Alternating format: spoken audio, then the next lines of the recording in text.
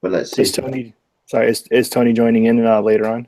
Tony will be joining us a little bit later. Yes. Let me just hit play on this, and we'll get this countdown started. There we go.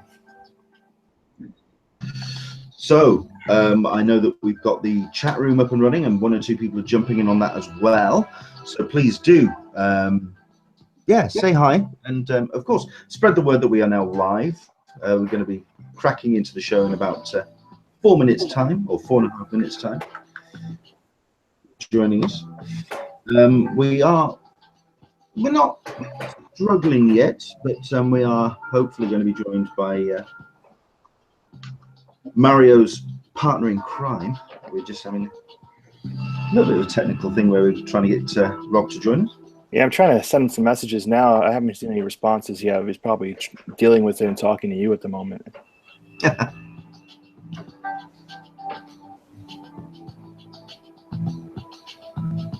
So, Mario, have you seen Arrival? I have not. The last movie I saw was Doctor Strange. I want to go see. I wanted to see it this weekend, but I just didn't have time to really get to it. Yeah, that's the same with me, actually. It was just a case of just stuff too busy at the moment. So, but no, I'm hoping to go see it this week.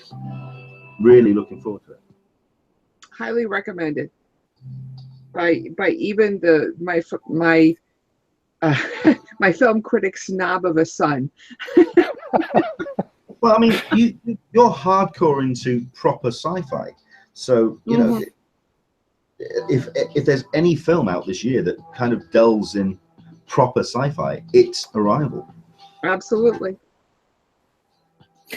Hey, what are your thoughts on that new one with Jennifer Lawrence and Chris Pratt? The name's escaping me at the moment. That looks good. Although I get this feeling it's up via a rom-com. Okay. or via a chick flick. Yeah, that kind of thing. So, I saw a commercial for it the other day. Pardon? That's it. I saw a commercial for it the other day. Saw the new trailer. Passengers. Right, so yeah, like I said, the chat room is up and running. We've got Michael P from Colorado Springs. Hello. Aaron Neighbors. Hi, dude. How you keeping, man? Little Miss Nerdy. Oh, it's Barb. Hello, Barb. How are you? And Graham Smalls joining us as well. Good evening. Yes, it's pitch black here in the UK at the moment, so we are deep in the depths of winter, although it's a quite mild today, so it's been all right. So yeah, 2 minutes to go, so do spread the word on the old social medias. Use the hashtag #CupOTSDCC, let everyone know that we're here. And of course, if you want to support us, go to patreon.com/EnglishmanSDCC. I'm going to get this all out of the way now. Just do this now, because we've got a lot to talk about today. Yes. 1 or 2 people have been asking about the countdown pictures. Yes, we're hoping to get those started back up again within the next couple of weeks. Just kind of working out, you know, what we can give you for sending pictures to us for the countdown. Craig Linders, greetings from a warm South Dakota. Excellent. Cool. Well, I haven't heard any word now from Rob on my end, Mario, so. Yeah, he said he's downloading the app now. I'm just like, come on. He's downloading. Yeah. Oh, he says he sees it started and he will try to join in a minute if possible. Hey, Rob. He's good. Yeah, I think he's going to try and join on his phone then.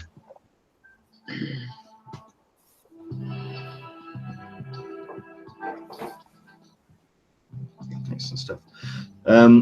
If you are wondering where Tony is, Tony will be joining us a little bit later on in the day. He's a busy man. He can't sit through our yammering. He's you know. He's a CEO, for God's sake. He's part of that big business that Donald Trump wants to crush.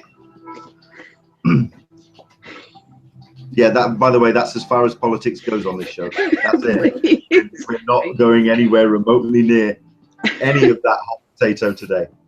Thank you.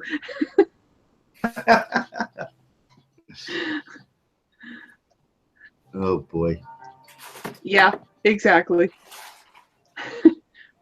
Yeah. But there we go. Excellent stuff.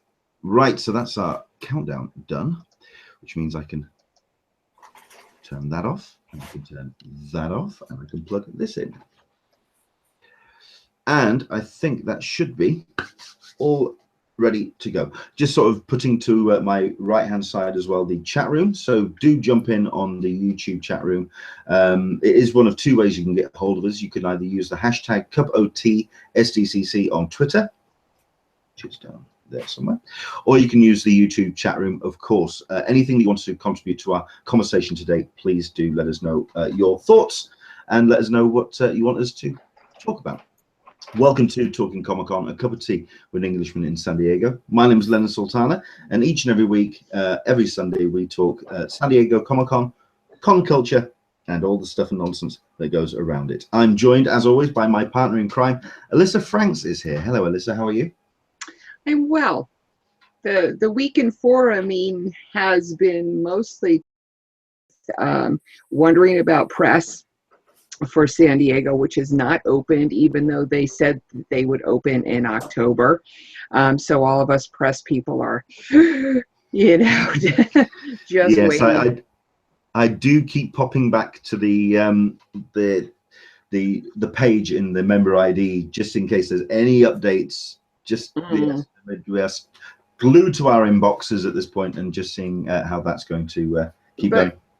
But we're also getting ready for some conventions that are happening around the Northeast this weekend. I think we've got, this week is Rhode Island Con. Next weekend, we've got New Jersey Expo, and then there's New York Winter Con.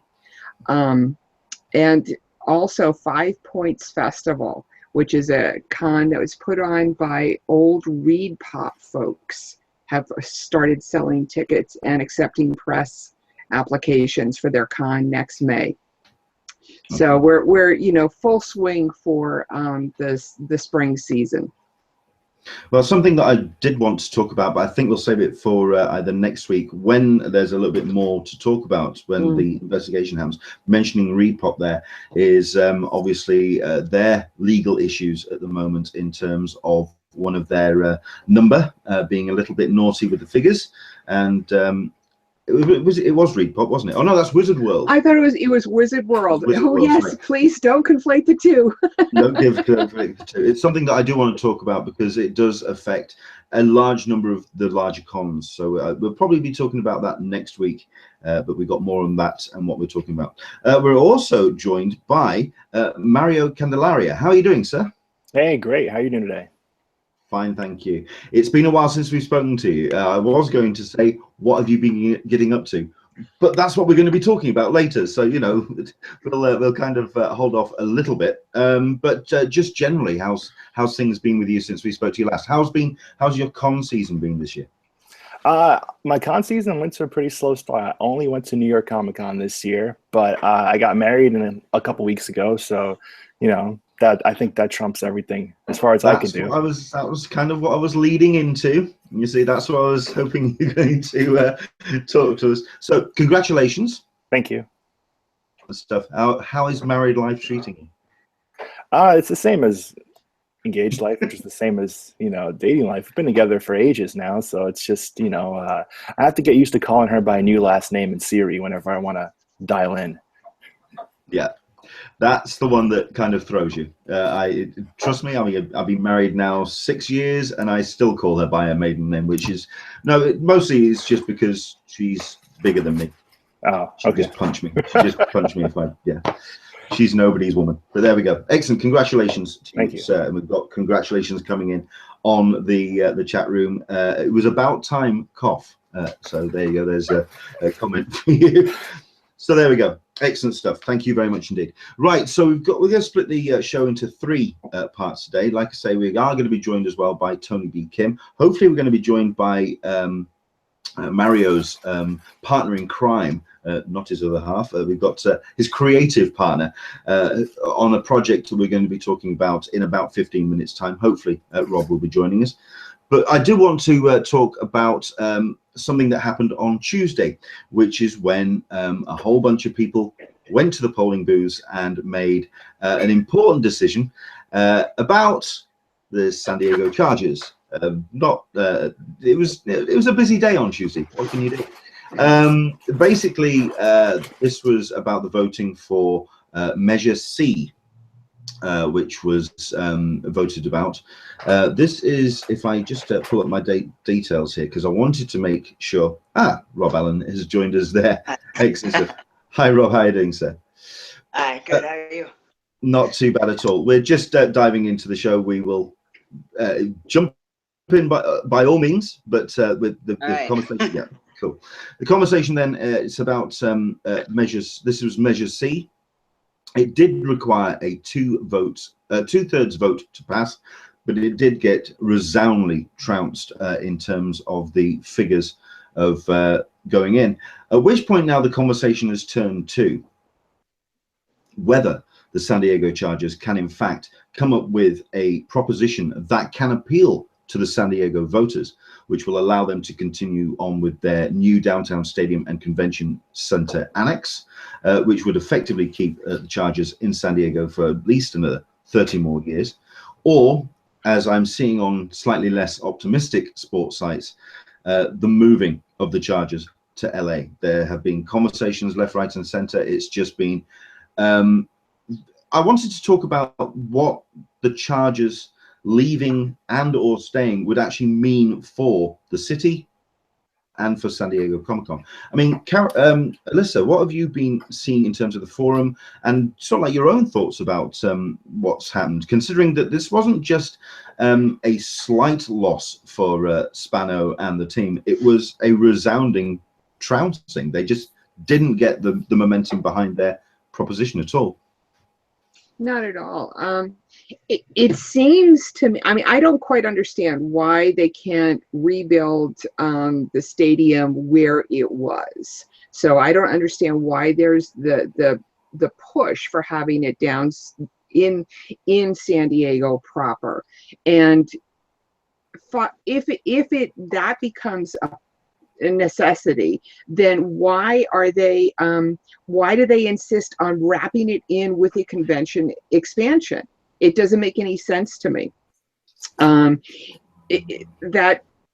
I don't understand why they're feeling the need to talk about expanding it into the convention center and having it wrapped into that whole thing. I mean, the only thing that I can understand, that I can come up with, is they say, oh, this is a way that we can pay for it. So they're going to glom on to all of the prep work that's been done by San Diego Comic-Con, by CCI, and try and co-opt it for their own use. And I'm not sure that that's exactly where I would go with it.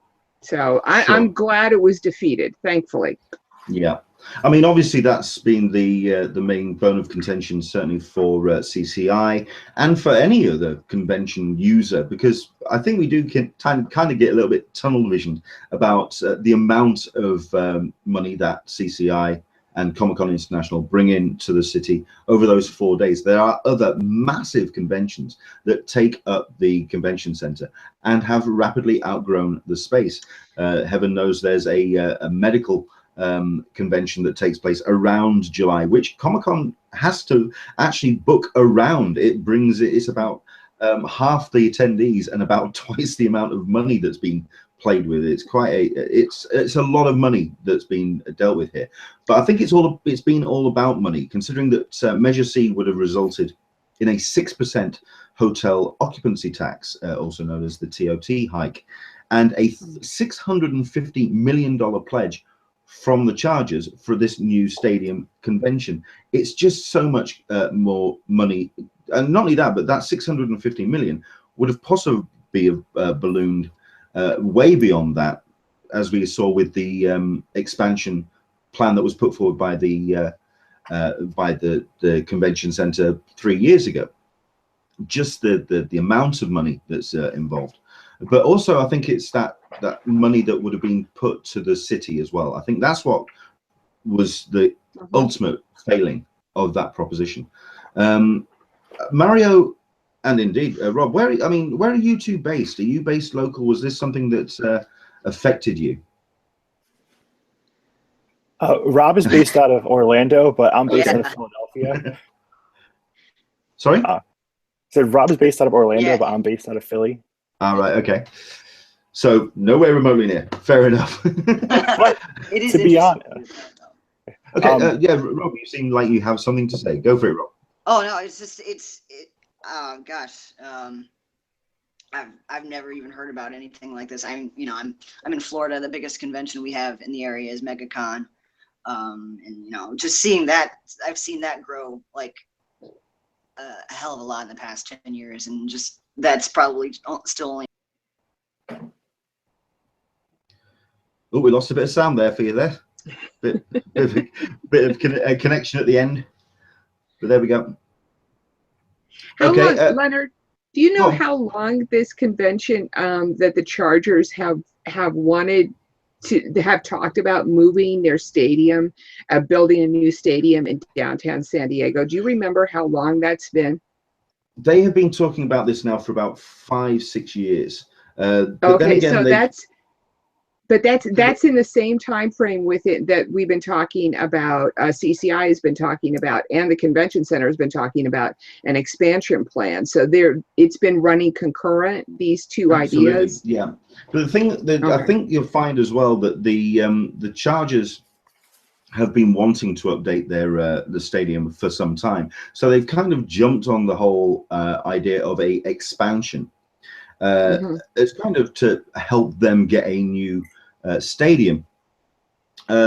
It's been, from my mind, very awkward in terms of, like I say, the money involved, but considering that previous propositions have basically involved that the Chargers have put not a massive amount of money in at all. They've basically asked the city and out-of-towners, in terms of the hotel tax, to pay for it. But that's pretty much what the expansion was going to be putting forward to as well. So what we've seen is it's that investment by the city. The Chargers have basically put down that deadline. Who are you going to invest in? Are you going to invest in the convention center, or are you going to invest in the Chargers? At which point, I do know that a number of the fans of the Chargers have turned around and said, well, if you actually start, I don't know, winning something, then perhaps we'll actually sort of support you in your endeavors. But at the end of the day, the mayor of San Diego has turned around and said, quite rightfully, I think, that they are an important element to the city. But it's now a case of working together, and that's where the stumbling blocks come in, because it's almost like the Chargers are not wanting to work with other partners in the city. They're almost kind of like on their own separate little universe, as it were, and they're not wanting to cooperate with other agencies in the city. I think that's pretty much where the votes fell, because then it's feeling like there's no backwards and forwards. There's no give and take with the Chargers. It's especially going back to before the measures got put forward, that it was a case of, you vote for this or we're out of here. That's a cold deadline to put to a city.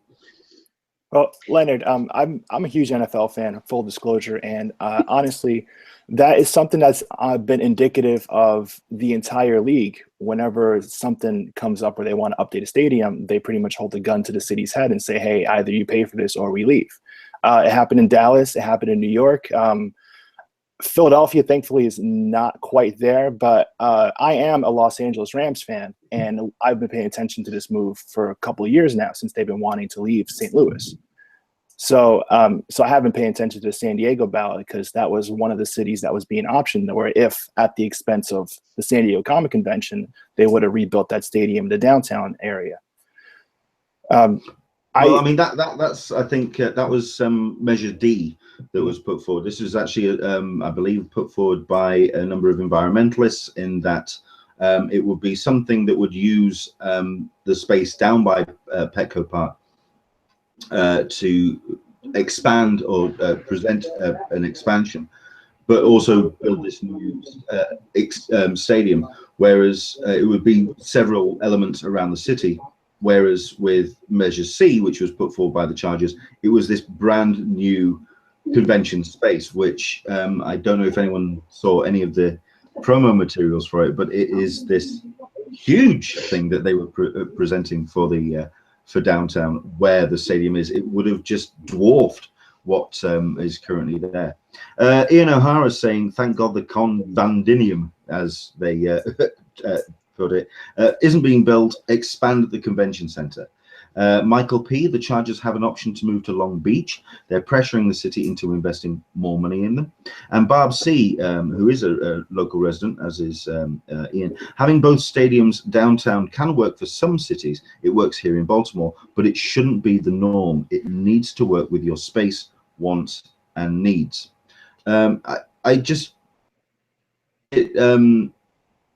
Really kind of curious where the city's going to go forward with this, considering, like I see in the official statement from Dean Spanos, who's the owner of the San Diego Chargers, it's too early to give an answer. We are going to diligently explore and weigh our options and do what is needed to maintain our options. But no decision will be announced until after the football season concludes. So we're talking the new year. It's just, I'm thinking that they're just going to be pushing the deadline all the way to the wire on this and putting a gun to San Diego's head, in my opinion. Anything you want to add, Alyssa? No. Yeah, I mean, I think we as fellow nerds, I think we can all just go sports, and just sort of desperately hope that they can come to some kind of agreement. But I think that's the problem, that they're not communicating and allowing other agencies to allow for some form of agreement. CCI have turned around and said that they will only support a proposition for a continuous expansion of the convention center. We've got the Bayfront organization as well that are wanting to do something on the Bayfront. I think this is still going to continue to get messier, but the city have made their voice heard and shot down both measures C and D. I will add a quick thing here. I think that the proposition that's put forward by the people who are the most reasonable and friendly to all parties should go forward. And I think that that's the continuous expansion, and because CCI and the city is absolutely being very understanding and looking at all sides of this, and the Chargers are not. And I do like football. I'm with Mario. I do like football. I enjoy it. I'm not a huge fan, but I think they're being a little unreasonable. And the people that understand and go and work with other people are the people that should be rewarded, as in anything. Sure. I also think, okay, I think my last word is, I think if Dean Spanos had actually put a proposition forward that the Chargers would have actually invested more into it, instead of putting the bill firmly on the side of the hotels and also the city, I think perhaps that number would have been a little bit more in their favor, but it certainly wasn't in terms of what they were voted. So there we go. If there's any comments that you want to make about the expansion, about measures C and D, jump in, of course, on the chat room, and we'll try and cover them before the end of the episode. Aaron Neighbors is saying, I predict that they won't San Diego and will stay in Mission Valley. Graham Small, hurrah for the kicking and the running and things. Kind of sums up my general feelings on that as well. But there we go. Excellent stuff. Thank you very much indeed for all your comments. Of course, do keep them coming in.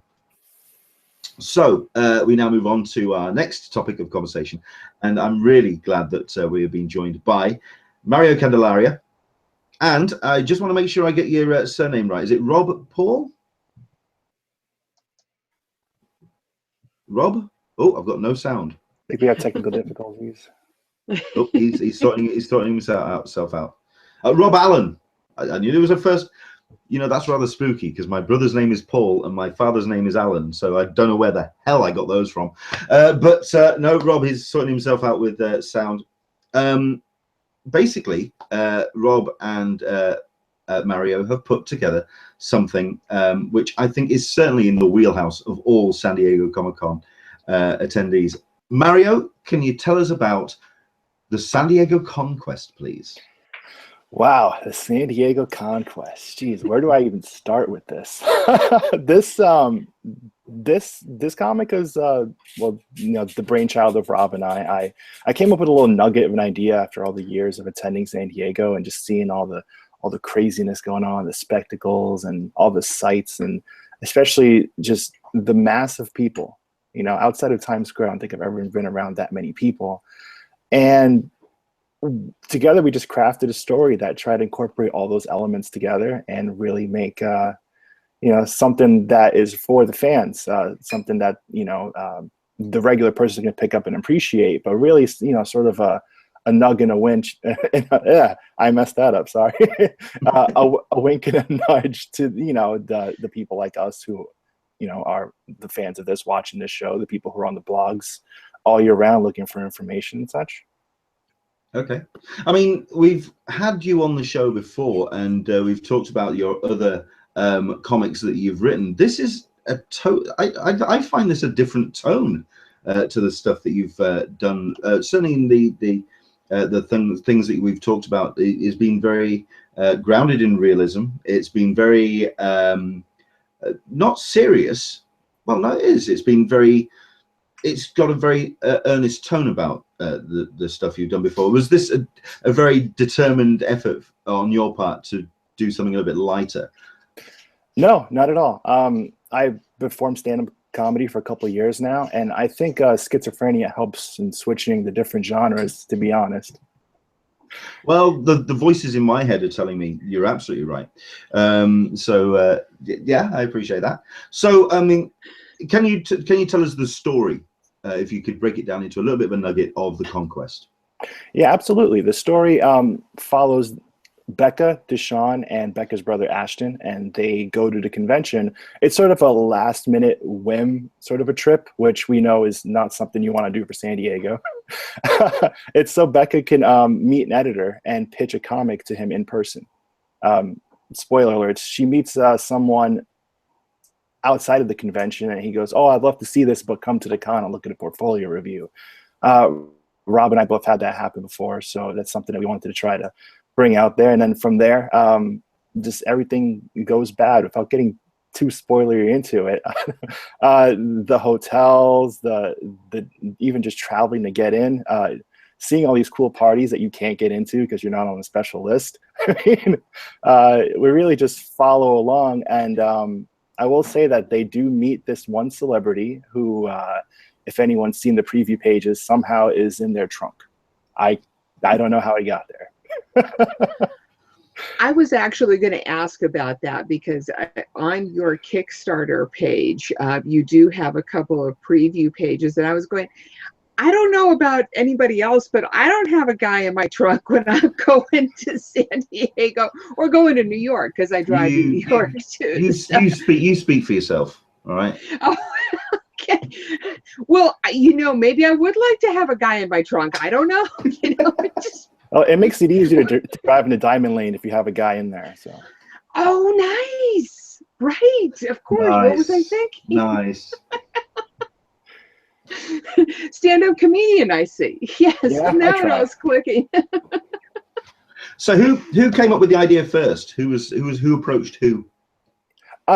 I had the nugget of the idea, but I think Rob and I together really formed the whole meat of it. The beginning, honestly, is an homage to Goodfellas, which is my all-time favorite movie. And I think one other person got that. And then from there, we just worked together. You know, we had the plot points of, okay, we're going to start here and then move here, and then the ending. And even the super secret special ending for your Marvel movie fans who might know what I'm talking about. But yeah, we really worked together in tandem on this. How long has it been gestating? How long have you been working on this? Years. I was in my 20s. I'm in my 30s now. Wow. I'm in my early 30s, so I shouldn't really mean too much. But yeah, it's been a very long time, and we've had about a dozen different title names for this. Yeah, I was wondering who came up with the title, because I think that's a brilliant title for it. That came, full disclosure, I got in trouble for the previous title that we put out there, and another person said, hey, no, I have a comic that's named way too close to that. And I said, nuts. And in that moment, I was like, oh, the San Diego Conquest. And then it just came from there. I think it was the big con in San Diego. Okay. And, so you've been working on this for a while.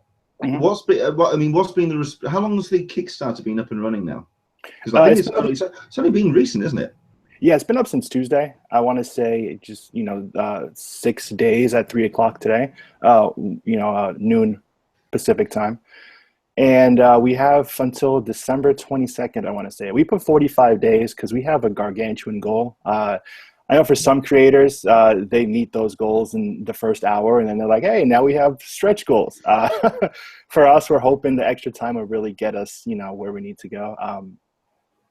The bulk of the money is going to the creative team, like Rob and the colorist Leslie, and also the letterer Taylor. I'm taking none of this just because, as the writer who just wrote it, I think it's cool that I just, I don't really have much manual labor outside the script to do. Okay. Everyone else. That's a lot though. Rob's come back. We've just Can you hear me now? We can indeed. We've been talking about you behind your back. All back As expected. We've been hearing several cheeky stories about you and about what you get up to in your own personal time. I personally don't believe half of what he's told us. Especially, I don't think that the dolphin would ever fit in that bath. So we'll just we'll leave it there. Excellent. So, what's the process in terms of? We'll go to Rob in terms of putting the book together. Or putting the book together so far. Has it been a case of a complete script, and it's a lot of backwards and forwards in terms of story? How's it been in the creative part? Oh gosh, I don't know how long the show is going to run. It's a little bit of everything, really. I mean, we got the idea.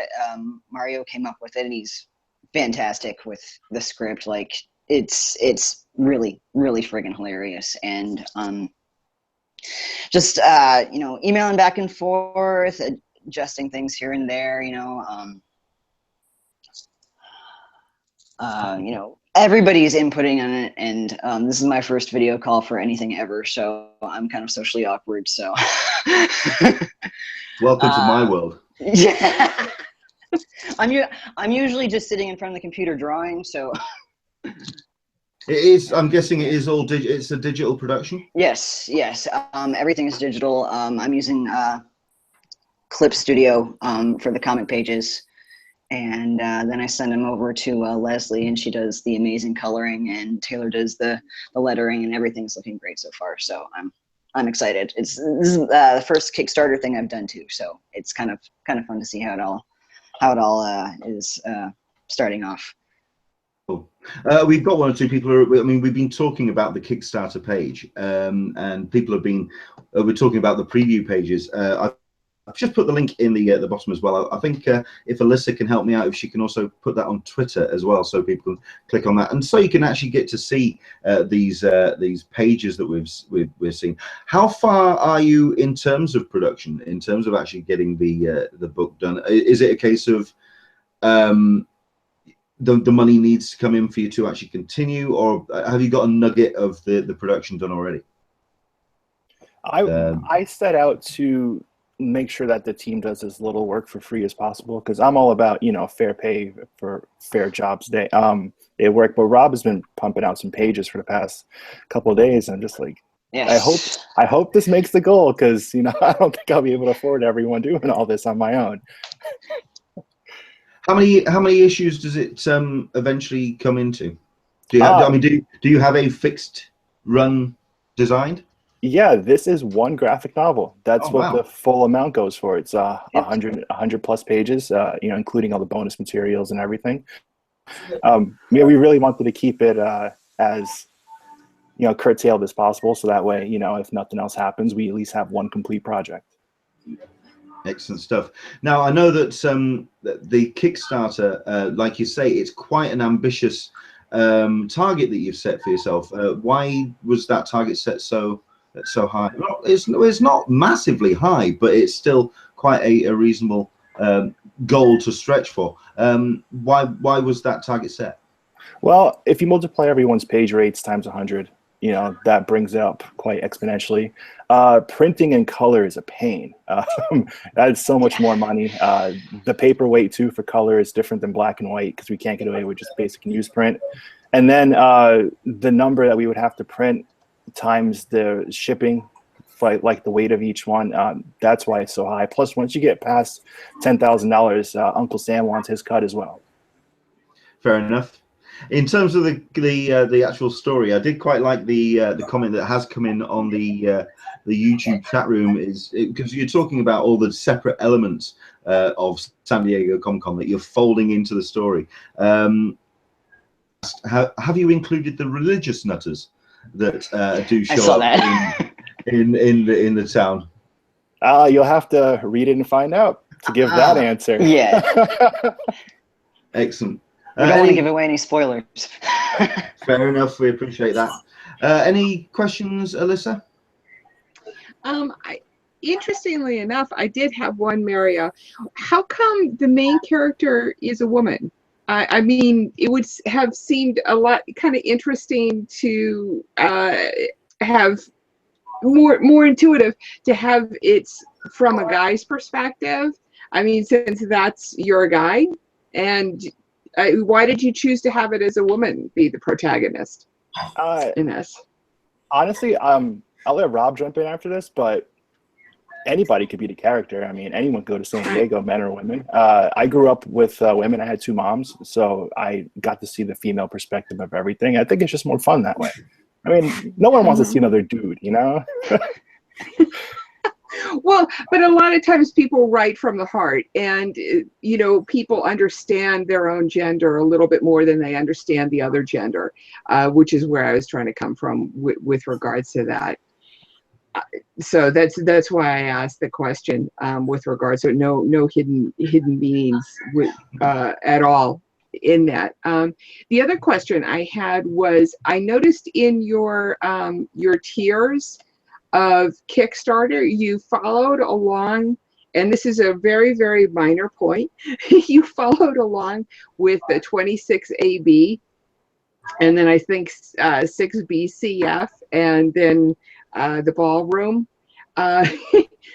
You could kind of follow that along a little bit more, and I'd be happy to work with you in terms of the tiers. The reason why I bring this up is because we've also got a tier system for ourselves on the forum, and we had a horrendously long conversation about what to call all of these different Kickstarter tiers like what you've got. So I was just kind of wondering how you came up with all those.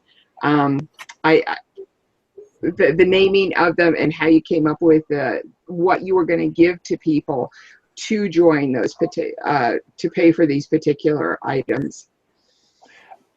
For the naming, I will honestly say I was inspired by the forum. As you know, I've been a member for a couple of years, casually. But for the rewards, I'll let Rob jump in there. Oh gosh. The rewards themselves, I mean, we just want to do something fun for it, because people are they're putting their money into this, and we want to make sure that we give something back that they'll really enjoy. Mario, you want to talk about those badges that we came up with? Yeah, that literally came out of left field. I was talking with my friend Gina D'Angelo. She runs Super Socks, which she goes all over the Northeast for conventions, making cute little knickknacks like oven mitts and Christmas stockings and whatnot that are more fandom based. And working with her, trying to come up with something that's unique and cool to give to people. This is something she just threw out of left field, and then I brought it to the team, and we just ran with it from there. Is this your first Kickstarter campaign? Is this the first time you've had wanted to fund a book in this manner? No, this is my third. This is Rob's first and my third. Yeah, my first. And how's it been received so far? I think it's been received pretty well. I mean, we're getting a lot of likes and retweets. I mean, the donations aren't coming in as fast as we'd hope, but you know, that's to be expected. Like I said, we're still more newer entry-level comic creators, so we're not going to get the exposure that, like, let's say Archie did when they launched their Kickstarter for some weird reason. But yeah, I mean, you know, we're plugging away thanks to, you know, shows like this and, you know, articles people put out. We're hoping to really reach the key demographic that we want to, you know, hopefully support this book, because this is really for them. Cool. Well, it's like you say. I mean, Rob is actually like he's working through and he's putting pages out. I think a lot of people would love to see work in progress stuff and other tease pages as well as the Kickstarter continues. And I really do hope that it goes phenomenally well for you. I mean, thank you. When the goal is reached, and let's put hands together and hope that it all comes together and the goal is reached. What's your production timeline? When would we be seeing this at San Diego next year? I don't think we'll be seeing this at San Diego, just due to, I mean, Rob just had his surgery, so he's recovering. He's pumping out pages, which I'm just like, oh, I don't know if we really should, but hopefully, I mean, I would love to honestly get an early batch from the printer, drive to San Diego, and just be like, hey, here's this, you know, and you know, just scream it from the rooftop as I, you know, throw it down at people at the IGN party. But realistically, we're probably thinking around this time next year by the latest, just because, you know, getting the pages done, going back and making any revisions if we have to, printing, the shipping from the printing is going to take a bit too, because they have to break that up for an economical shipping rate that we had worked out with them, as well as then just getting out to people. I have working with a fulfillment company here in Pennsylvania that hopefully, you know, we can get it to them and they can do the bulk of the heavy lifting of, you know, licking the stamps and putting in the envelopes for me. Sure. But yeah, we're hoping for fall 2017 at the latest. Okay. Well, I hope that everyone who's watching does jump in and pledge. Spread the word as well. I mean, I know we've got Graham Small who's on the chat room. He's saying he's pledged. Barb S is saying, I love the badges. Just so we can actually do this, if I can do the screen share, and if I can just bring up the application window, I've actually got the pages here. So this is the Kickstarter page, and if we just go through, because we do have some artwork from Rob up on the screen, and it looks incredible. It just looks like an amazing book, and I'm really liking the pacing of the story. I think it just looks like such a fun ride that you're going to be taking the reader on, and I'm really looking forward to seeing where it all develops. So yeah, there we go. That's the Kickstarter page. If you do want to, we'll put the link for that in the description of the YouTube page and also on Twitter as well. We really do wish you all the very best with this, and I think it's just great that it's speaking to the to us as con attendees, and I'm really looking forward to reading it when it's finished. Thank you. Yeah, this is for you, honestly. Mario, thank you very much indeed for joining us. Thank you very much indeed for joining us, Rob.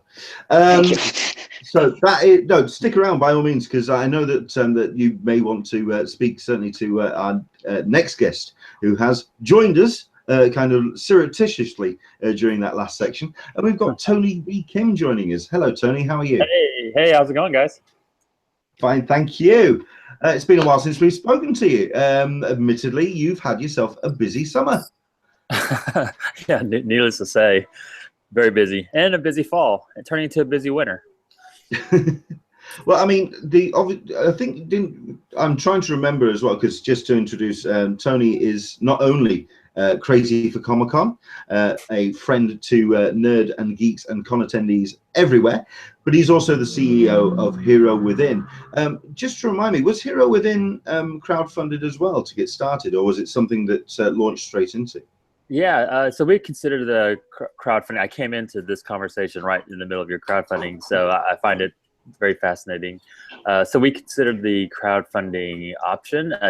Decided not to go that route, in preference to some other financing options. But yeah, we kicked that around for a while, and but didn't go that route. Not to say that maybe someday in some form or fashion we might, but Nope. Privately funded.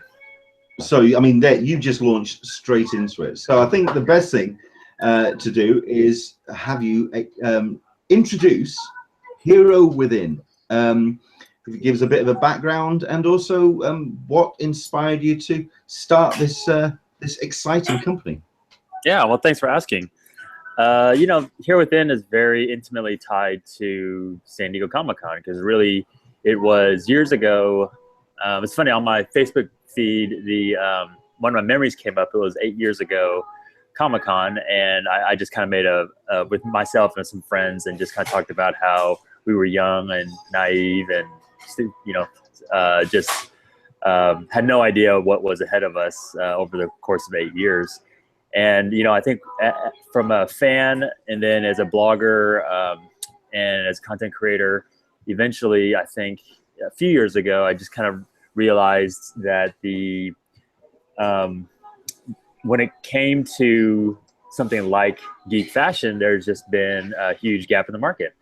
And really, fortunately, over the past few years, we've seen a significant change when it comes to female fashion, you know, thanks to companies like Her Universe and Hot Topic and a few other companies. But for the most part, for most of our geekdom lives, it's been black t-shirts and hoodies. And then again, within the past year, things have changed significantly for the ladies out there. But then I just started realizing that, you know, there isn't really much for guys. And so I really started to, even those early years, fashioning my own kind of geekwear outfits, doing some sort of cosplay outfits using the San Diego Comic-Con Warner Brother bags. You know, I did a couple of years where I did that. And that sort of evolution, I really realized a couple of big things. And that's especially coming out wearing those cosplay bags, is that fans love, they love fashion. Sorry, bear with me a second. We've got some music coming from the background somewhere. Oh. Any ideas where that's coming from? No, okay. Yeah. Well, it seems to have gone. Sorry, anyway. Sorry to interrupt there, Tony. I do apologize. No. So yeah, I think a couple things came out of that experience of wearing those cosplay bags, is that fans love fashion. I mean, they love what they want to be able to express themselves, and they want to be able to represent their fandom.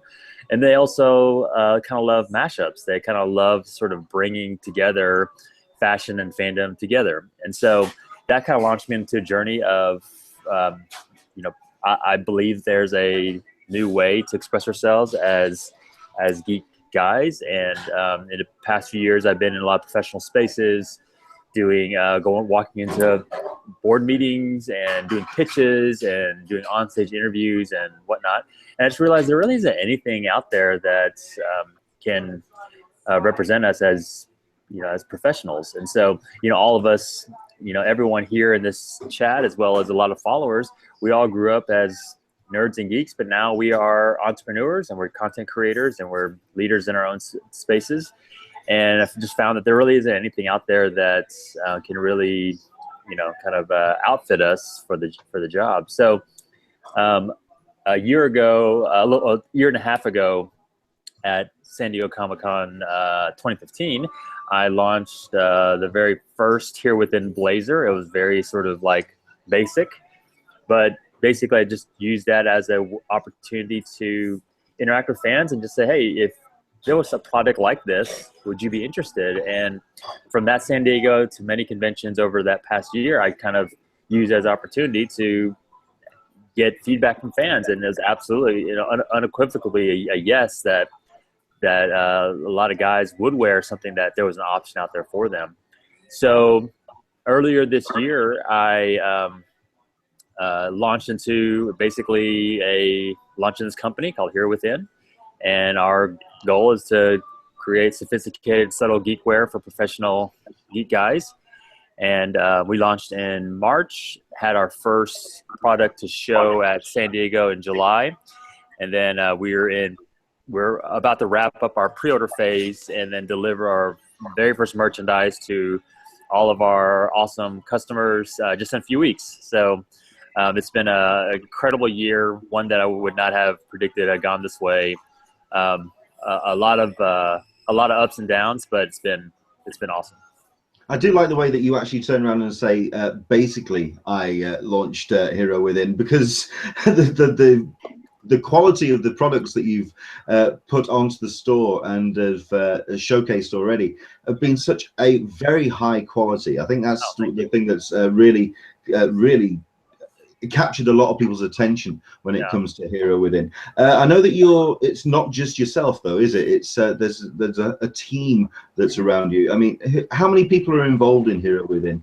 So there's 5 of us involved, and it's a, like any sort of startup, it's sort of a passion project, and everyone's sort of doing it with blood, sweat, and tears. And any sort of endeavor, as you guys know, is only as good as the team that's behind it. And so I'm very fortunate that there are men and women that are, they love fashion, they love fandom. They also share the same vision and passion for the project. And it's just been, I couldn't have gotten this far, obviously, without them. My design partner, well, for those of you who are not as familiar with the process of fashion, it normally takes a good year, 2 years to actually launch an apparel company. Not because of the idea and not because of the front end, like creating a store, but all the back end factory work is actually the hardest part. And so it's one thing to create a cool piece of merchandise. It's another thing to be able to create it hundreds and hundreds of times over again, exactly the same way. And so the production side is actually the most difficult part of this whole process. And so the fact that my design partner his company is called Imaginary Concepts. He's got 2 decades of men's apparel experience behind him. And so because of my understanding of the con space, and then his understanding of the fashion space, we were able to, launch a company in basically 5 months, and then have merchandise delivered in 8, and which is pretty much unheard of in the fashion industry. But it just kind of like the planets sort of aligned, and it was one of those things that when you kind of looked at what was in life, you just have to look at what's in your hand, and it was, it was laid out in front of us that I had to take the shot. So far from out of the woods, but at least I'm grateful that we've gotten to this point. Excellent. We're getting some spurious background noises from somewhere. I'm guessing you're at a Starbucks somewhere, Tony? Yeah. You can tell by I look like I'm in some sort of noir film, something like that. So it's actually pretty quiet here, though. It's not. It's just. I look around, there's just two other people in this whole Starbucks, and so it's actually very quiet here. So fair enough. Excellent. Certainly the one thing that I've been impressed with is the ability that you've done using your contacts, certainly within convention spaces, to actually be able to showcase Hero Within at conventions, because you also maybe this can also be a little bit of a mini recap of Stan Lee's LA Comic-Con. How was that?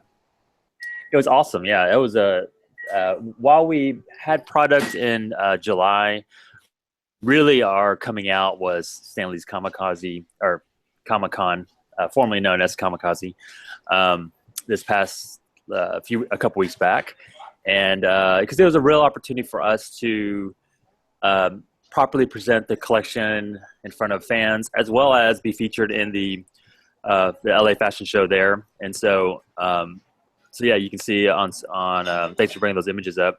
And so it was. I'm just going to bring these up because this was your like I say, the big coming out party at Stan Lee's event. Yeah. This is you on stage with your the line, and I mean, I think the other thing that people have been really impressed with when it comes to Hero Within is just the subtle details of the creations that you've been putting onto the market. I mean, I think this is probably one of my favorites, actually. This is the Green Lantern jacket, isn't it? That's correct. Yeah. We really wanted to create something that is, we call it the second look, where you might see a piece and say, oh, that's an interesting coat. But then further, and inspecting it, or maybe looking at it a little bit closer, you'll see that, oh, that's actually Green Lantern, or it's Batman, or it's Flash, or something like that. And we really wanted to make it where, again, one of our core values is that it's not only sophisticated, but it's just subtle, understated, something that you could wear in any sort of occasion. But then again, if you kind of see another fan, they might recognize it, and we kind of a fun little connection may be made. Cool. And I mean, also, I mean, we were talking about this back when you started launching Hero Within, because it also came out about the same kind of time as some apparel companies were bringing some stuff out, and they were very gaudy, and they were very so it was just very overt in terms of the way they were branding stuff. But you have the stuff that you've brought out. I mean, there's the now famous Batman Peacoat, which is just gorgeous there in the background. Actually, that's something else I wanted to quickly talk about. In that you have made this arrangement with DC Comics. How did that come about? We basically, okay, now they just started up music now, so I'm sorry. We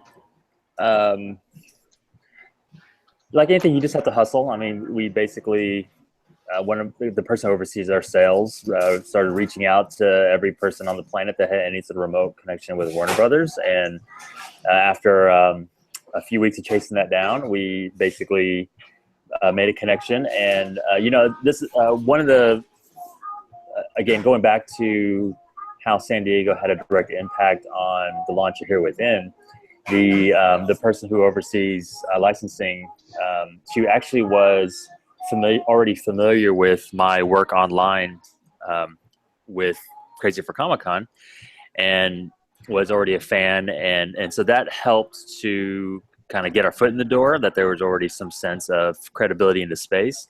And so Warner, as well as many companies, they want to partner. Warner Bros. Is great. They love their fans, and they really want to be supportive of the fan community. But they want to partner with people who have legitimacy, credibility in the space, that are not just trying to grab cash, but actually trying to bring value to the community. And so we were able to get in there and present basically, and they loved it, and they were very supportive, and we're very grateful for them. They've been awesome, and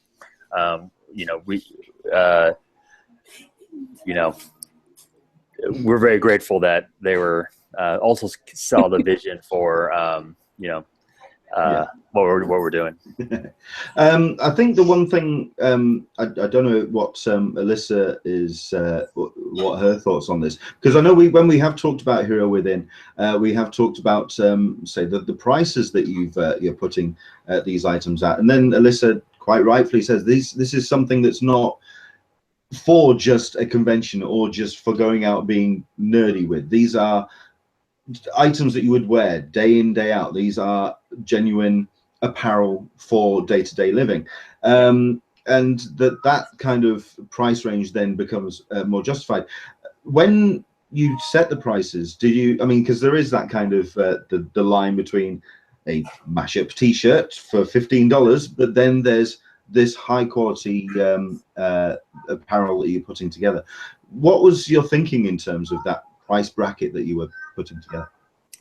Yeah, there's again, if you're not familiar with the fashion industry, there's a basic formula for how you calculate cost of goods. And so basically you take what it costs the factory to create something, and that cost is called the cost of goods. And so that's set where that's what the factory makes.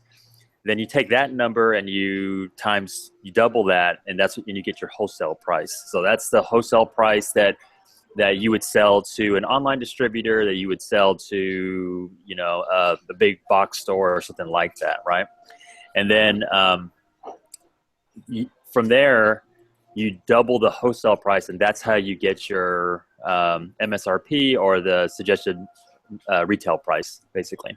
And so that suggested retail price is basically what will keep you in business. That's what keeps to have that margin is what's going to actually keep the doors open and the lights on, is actually have that margin. And so basically, now what ends up happening for like these higher fashion brands is that they go from their wholesale price and then they triple it, quadruple it, whatever, to, and you know, they have a brand that's now, it's like $1,000 for a pair of jeans or something like that, right? But the reality is that, you know, the bare minimum is you take your cost of goods, you multiply it times 2 to get your wholesale, and then you multiply that times 2 to get your suggested retail price. And that is the formula to at least be able to sustain the business and to grow it slowly, incrementally. And so that's what Here Within has done. We've just taken that formula. We didn't add to it. In fact, we actually are selling our clothes a little bit under retail price. And so I know that for some, the price is still a little bit high. But for a company our size and what we're doing, that actually is the most competitive price that we can offer. And so, because we feel like, again, that anything, we want to bring real value and really sort of elevate the geek game. And so when it comes to, we don't want to play the game of the lowest price wins, because the race to the bottom is really fast. And, you know, we want to be able to keep it competitive, but also make it where it's something of value, that it's something that's important, that it's not just something that you just quickly impulse buy and then throw in the back of your closet, but we want to make it something that's cherished and something that you're proud to wear. The reality is that a lot of us have come of age, you know, are late baby boomers, so we're actually at a point in our career when we have a little bit of extra money. We're still interested in the geek culture, and yet don't want to be wearing T-shirts. Yeah. You know, and polos have kind of, you know, gone by the wayside. Yes, as Leonard. I like my T-shirt. Okay. Understood. However, there is room for people like yourself and Rock. There's the jewelry company that makes very nice, very Rock. I've forgotten the name of it. Yeah, right. I know you're talking about. Yeah, and Ellie Hoff's designs too, which all make quality goods for the person that is interested in not just wearing them at cons, as you said, but wearing geek proud during the week at work. Yeah. So, and you know, hats off to you. Yeah, and you know, there are many companies, many that you already know of, and I think the ladies know this more than the guys do, but there are outfits out there that are very affordable, but you know, you wear them a couple times, you wash them a couple times, and they're just not the same, you know. And I think the ladies might know this a little bit more than the guys. And we really want to create a product that was long lasting, that was quality, that, like you said, kind of targets a person of a certain maturity level, and that really wants to, that knows what statement they want to make, and they want to make it for a long time, and not just a really sort of quirky cosplay hoodie.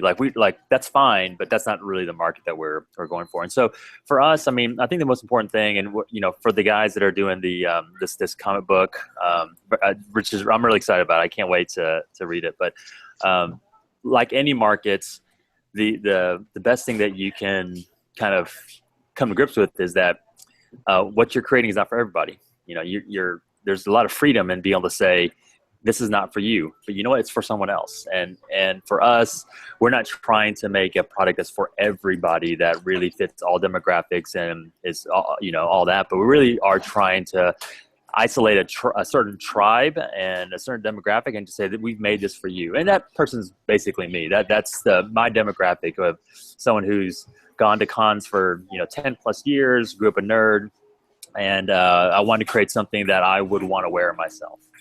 Well, you see, this is where it gets slightly awkward, because Tony is very sartorially elegant. As I can tell you, as somebody who met him for the first time, I believe face-to-face in 2011, and I believe it was on the Sunday of San Diego Comic-Con, and I was in shorts, flip-flops, and t-shirt, and he just was he was outdressing me, and I just felt like I just felt so it felt quite small, but he always looks quite sharp and quite smooth, and I think that's reflected in the style that you put forward. Mario, I believe you've got a question. Hey Tony, yeah. Looking at your pieces, I noticed. Well, they look excellent, by the way. I saw some shades of designers I know, like Rag & Bone and Marc Jacobs. Can you tell me who are some of your couture influences? Yeah,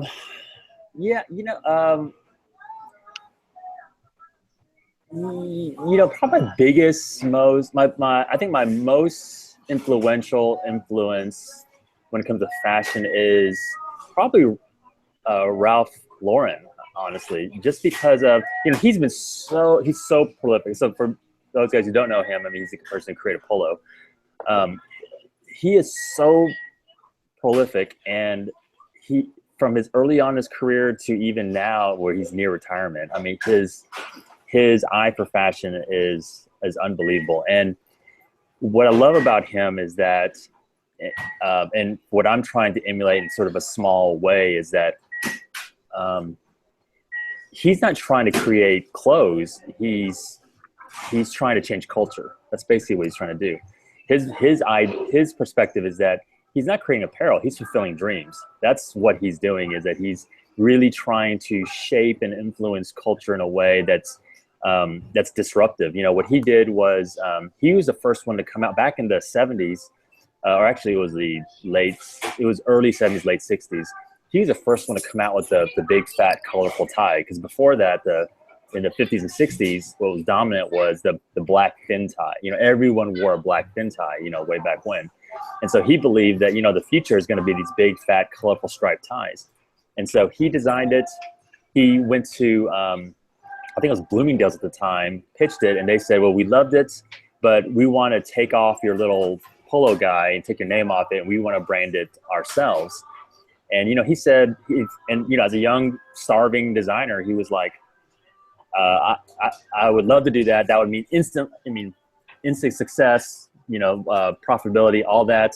But he said, you know what? I believe in my product. I believe in my name, so I'm not going to do that. So he walked away from Bloomingdale's as a young, starving designer. He walked away from the biggest, the biggest distributor on the planet at the time, and because he believed in his product. And so 6 months later, all these other companies picked it up. Bloomingdale's came back and begged him to come back to his store with his own brand, and then he was just off to the races from there. And so, for me, I so resonate with that sort of sense of conviction, and that sense of, like, he had a singular vision, and of course his look and style is impeccable. I mean, he really has developed this whole lifestyle sort of approach. He was really the first one to develop a lifestyle brand that really was about everyday, about integration. It really was about sort of sense of authenticity.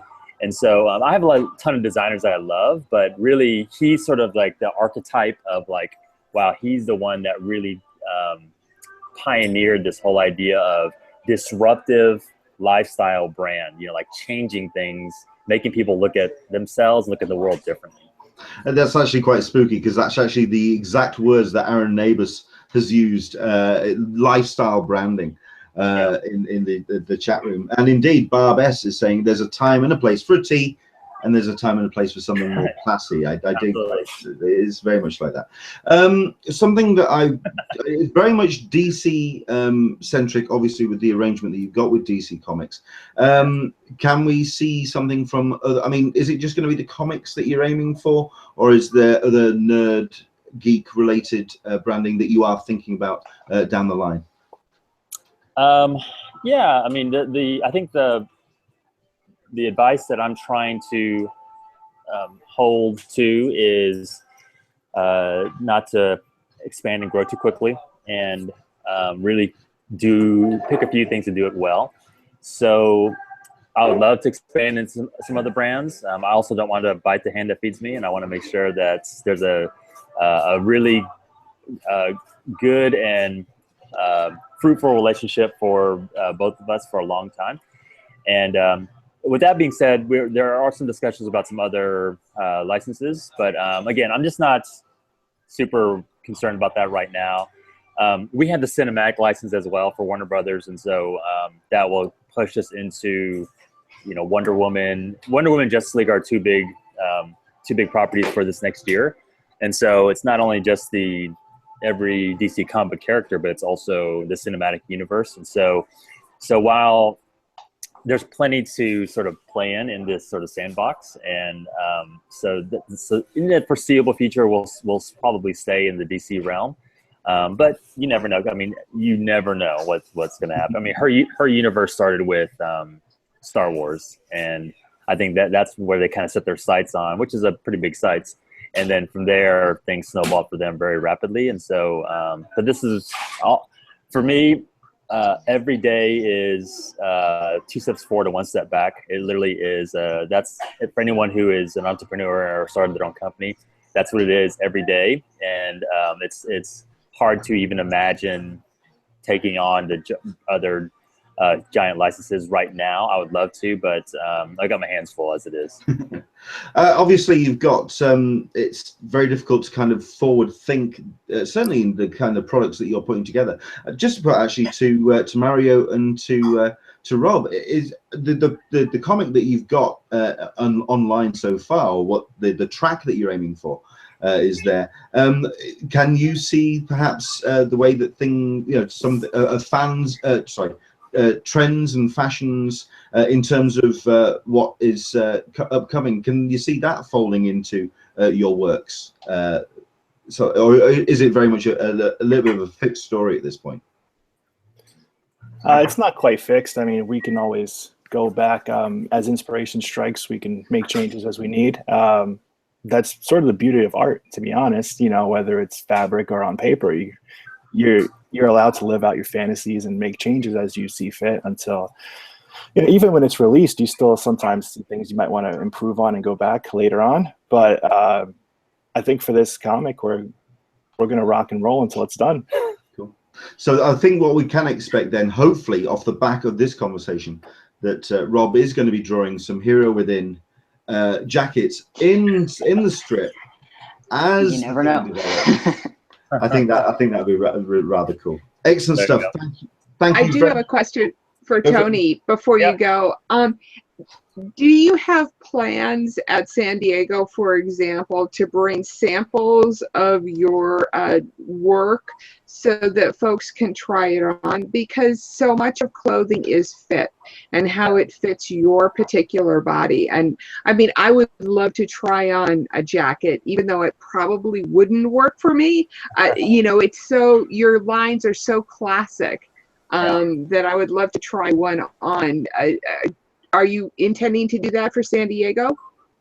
Yeah, the goal definitely, you know, this past San Diego, we had samples available at a couple of different events. We had launched too late to actually have a booth by this past San Diego. But yeah, the goal is also always to have a presence there. It may be a booth, it may be events, we're not sure exactly. But yeah, for sure by next San Diego, we'll be in a much better position to not only have our coats available, but we also, for 2017, we're launching a number of new products, a lot of woven t-shirts, so button-down, short-sleeve button-down shirts, as well as we actually are going to launch some fashion t-shirts as well as some other apparel.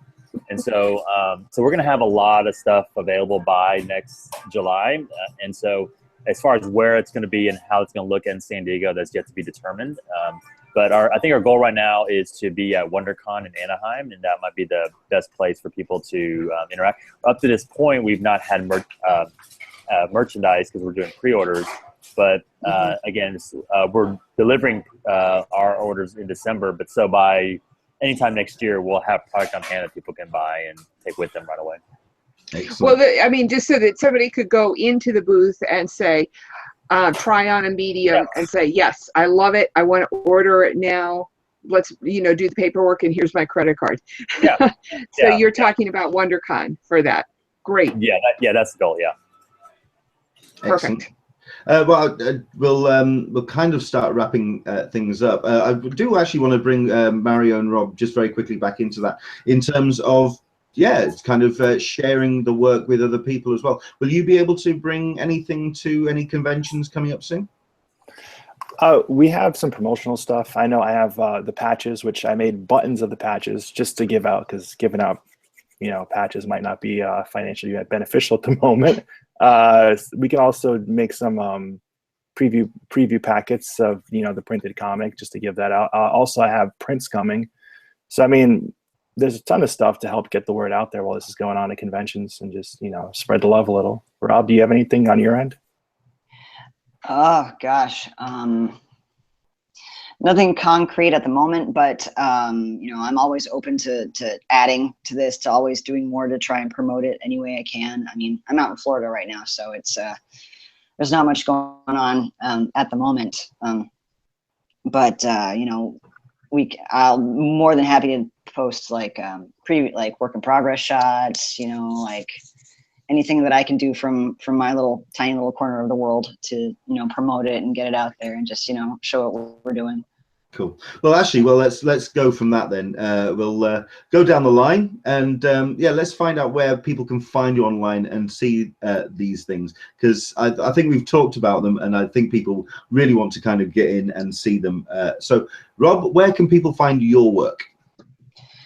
Oh gosh, everywhere. Earlier this year, I wrapped up a webcomic on tapastic.com called The Heart Collector. So that's my latest thing that I've done. And I have a slightly updated art portfolio that I could probably post in the chat in a little bit. And I am on Twitter. And what's your handle on Twitter? My handle is RYUUENX, and that's pretty much my handle everywhere on the internet. So just look it up. I'm sure you'll find me, and you'll probably find more about that dolphin you mentioned earlier. So cool. So yeah. Excellent stuff. Where can people find you, Mario? We'll do an overall arc about San Diego Conquest in a second, but where can people find you, Mario? I'm pretty much just messing around, lurking on Twitter and Instagram. Twitter, I'm at theothermarioc.com, and Instagram, I am anothermarioc.com. Can't get those two mixed up. Excellent. And of course, the Kickstarter as well. People have been kind of working out, or trying to work out, the best way to find the Kickstarter. I'm guessing it is just go to kickstarter.com and search for San Diego Conquest. Yeah, Yes. You can do that.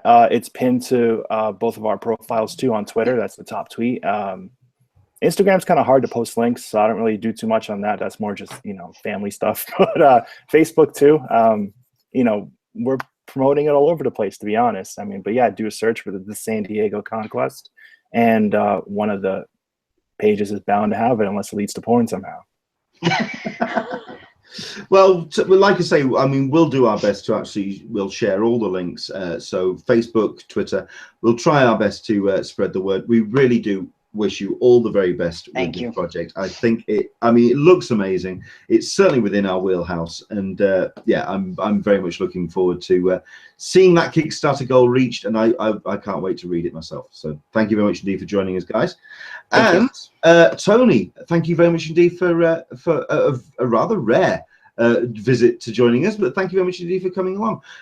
Where can people find out the latest news about Hero Within? Yeah, so you can always find it on herewithinstore.com or on Instagram, Facebook, all that good stuff. My personal account where I do all my geek ramblings is Crazy for Comic-Con, and also on social media and my website.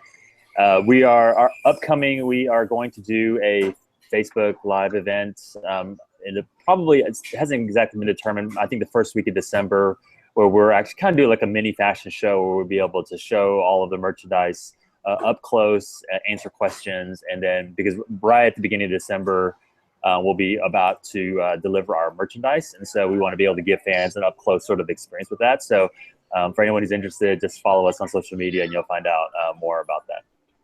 Well, I'm hoping that San Diego Conquest is paying attention to that, because we'd like to see a Facebook Live thing for them as well. All tied in together, I think it'd be fantastic. Very quickly with you, Tony, I mean, you're going to be keeping the Crazy for Comic-Con page maintained. Is that still going to be up and running? Yeah, for sure. It'll take shape and form like it has every year of its existence. But certainly my Crazy for Comic-Con and I are one and the same, as well as Here Within. And so I'm a man of multiple personalities that are all one, and we are the same and yet distinct. And so, as we go into next year, that'll take a new shape and form. But yeah, it'll still be going on. Excellent stuff.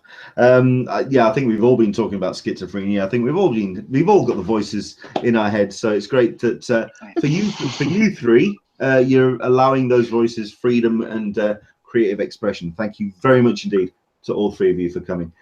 So that's the San Diego Conquest on Kickstarter and Hero Within on Hero Within Inc. Is it? I'm trying to remember the website. Here Within Store. Hero Within Store. That's it. HeroWithinStore.com. Thank you very much indeed for joining us, guys. We can let you go at this point and enjoy the rest of your Sunday. Myself and Alyssa, we're going to continue. We're going to do a little bit of a chat about certainly the week in TV. I don't know if you want to continue with that, but that you want to disappear. Hey, listen, we won't take offence on that one. But certainly, thank you. No worries. Tony, Bye, thank you very much, Tony. guys. Thank you. Excellent. Take care. Right, so Alyssa, this is where we're now going to talk about the week in TV. I know that you have got a couple of things you want to talk about. Just because there doesn't seem as though that there's a lot happening, but there actually are three shows that are really worthwhile catching up on. If people haven't followed Mars, National Geographic Channel is doing a show on Mars. It's a unique show that's got a kind of a dual personality. It's both set in 2016 and in 2033. The 2033 segments are scripted shows and about the actual expedition to Mars, whereas the 2016 is more of a historical documentary style. But the 2033 segments are really quite brilliantly done. It's worth a watch if you haven't seen it. The other show that's really interesting is Doctor Who's Power of the Daleks. I don't know if you have heard about this show at all, Leonard. I believe I have. Yes, this is a no. This is basically a unreleased script, or I believe it's either an unreleased episode or a lost episode of the Doctor Who Patrick Troughton era.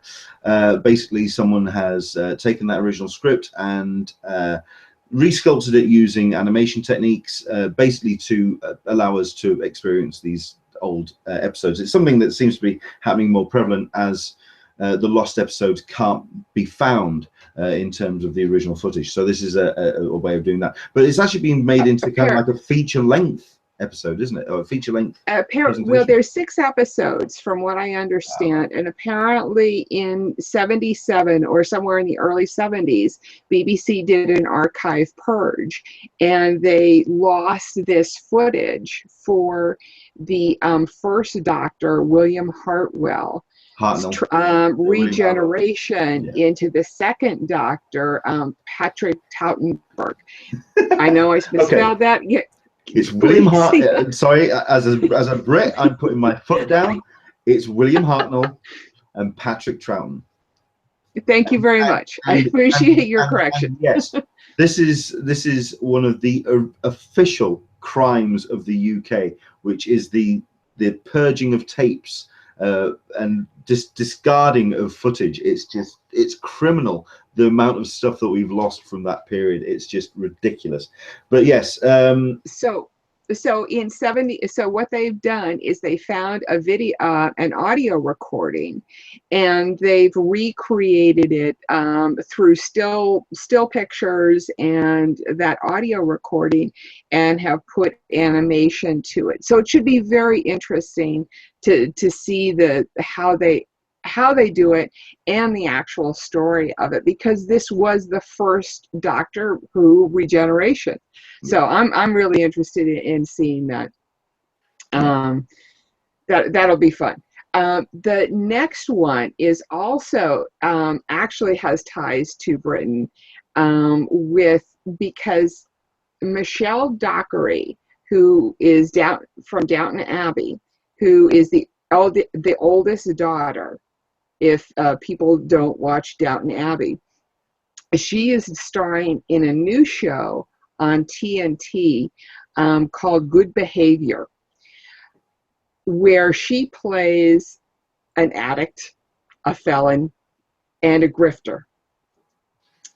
It's solid television until the last 15 minutes, and you want to watch this show. No, seriously. Then I'm like sitting there, I'm watching the show, and I'm thinking to myself, how are they going to make this into a full season of television? Because there's just not enough information there. And then the last 15 minutes of the first episode happens, and you're like, mind is blown, and you're like, of course, this is brilliant, worth watching. If I'm just going to say that your enthusiasm is strong. I don't usually like this kind of a show, but this one actually is right up there. Just for people's information, we're going to say fall finales by to Channel Zero, American Horror Story, How to Get Away with Murder, and Grey's Anatomy. They're done for a while. And well, some people like American Horror Story, so there you go. I will say, go out and see Arrival. You must see Arrival. I know it came out here in the UK on Thursday, and yeah, I am very much up for this. I'm looking forward to seeing this. It sounds like pure sci-fi, and there's not much in way of pure sci-fi shows or films out there at the moment. It all seems to be very tied in with the fantastical nature. This seems very. I'm up for this. I'm very much up for this show. It brings the whole concept of language and time into a plot line where you don't quite know how it's going to go, and then all of a sudden things snap into place and your mind is blown. It's like it's been compared to 2001, Space Odyssey. I've made the comparison early on to Close Encounters of the Third Kind. I've not so much. I don't know about that, but it's definitely a classic. I was waiting for you to say Sphere. I was waiting for you to go the Michael Crichton route. But okay, fair enough. Well, maybe, you can make that when we speak next week and we actually talk about the movie and we don't have to do spoilers, spoiler alerts, we can talk about Sphere. Fair enough. I'm very much up for Arrival, if anything, because I'm a massive fan of the short story. As Michael P. has put into the comments, this is based on a book or a story called Story of Your Life by Ted Chiang. Check it out. It's a brilliant read. Right, excellent stuff. I think for myself, the two shows that I want to very quickly mention, I haven't actually seen any of the episodes yet, and I think it's only just starting to get shown here in the UK.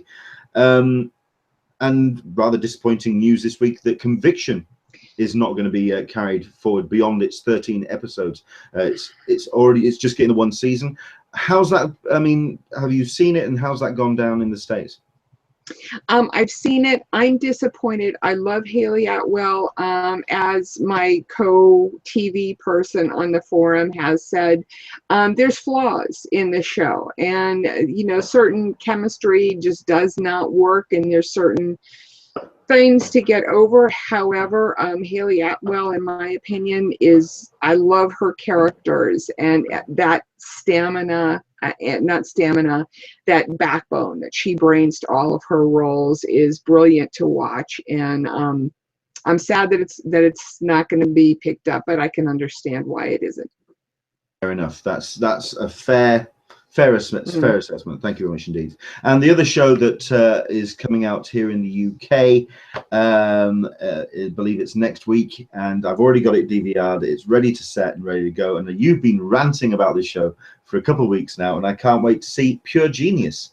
looking forward to seeing how that plays out as well. So looking forward to that show. That's starring Dermot Mulroney. Looking forward to seeing how that comes along. So cool, excellent stuff. Thank you very. Oh, well, let's see, Michael P. No, we're not talking about The Expanse for one show. Can we just leave it? Leave it alone. Let it lie, sir. Yeah, it's actually just shown up on UK Netflix. So yes, I will be breaking into that this week. Very quickly, well, you've got 30 seconds to tell me which episodes of Black Mirror have you seen? Because that was your task for last week. And what did you think? I just watched the first 2 that I told you about last week. Oh, I just watched the first. Okay. Yeah, briefly. This is the first 2 of season 1. So yeah, yes, okay. I know. I will watch more, I promise, because I loved the show. I will admit that I did try and watch the 3rd show of season 1 and was not as interested in it as perhaps I should have been, but it's an anthology.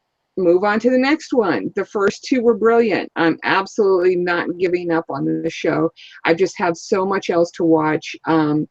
Just what with getting through Good Behavior, the first episode of Good Behavior and Mars, those were kind of my extra shows this week. Okay. Both were. Speaking of Cool. shows next week, what are we doing? I'm going to be announcing that over the next couple of days because I'm waiting on a guest to confirm. But bear with us. The next couple of days we'll release more information about what's coming up for subsequent episodes. So there we go. Right. Dan Barry just brought up Designer Con next weekend. I didn't realize that was next weekend. Are you going to Designer Con? If you're going. If Dan is going, we'll see if we can get him to do an off-site report for us. So that'd be nice. Absolutely. There we go. Excellent. Right. Thank you very much indeed for joining us. It's been a slightly extended episode, but we did have a lot to talk about this week. Thank you very much indeed again to our guests for joining us. The guys from San Diego Conquest. Do check that out on Twitter. And of course, Tony Kim for joining us to talk about Hero Within, which you can find at herowithinstore.com. My name has been Leonard Sultana. You can find me at An Englishman in San Diego online on anenglishmaninsandiego.com. You can also find me on a Patreon at patreon.com/EnglishmanSDCC. You can find me on Twitter, EnglishmanSDCC, on various social medias. Do check out whatever I'm getting up to. We've got loads of new writers and contributors as well that are really kind of allowing us to add more stuff to the site. So thank you very much indeed to them for allowing us to do what we're doing with the site. Alyssa, where can people find you? On Twitter at Friends of CCI. On the forum blog is at friendsofcc.com. And the forum is /forum. Excellent stuff. Thank you very much indeed for joining us today. Back again next week, 10 a.m. Pacific, 1 p.m. Eastern, 6 p.m. GMT for another Talking Comic-Con, a cup of tea with an Englishman in San Diego. From us to you, enjoy the rest of your week, and we'll see you soon. Take care. Bye-bye.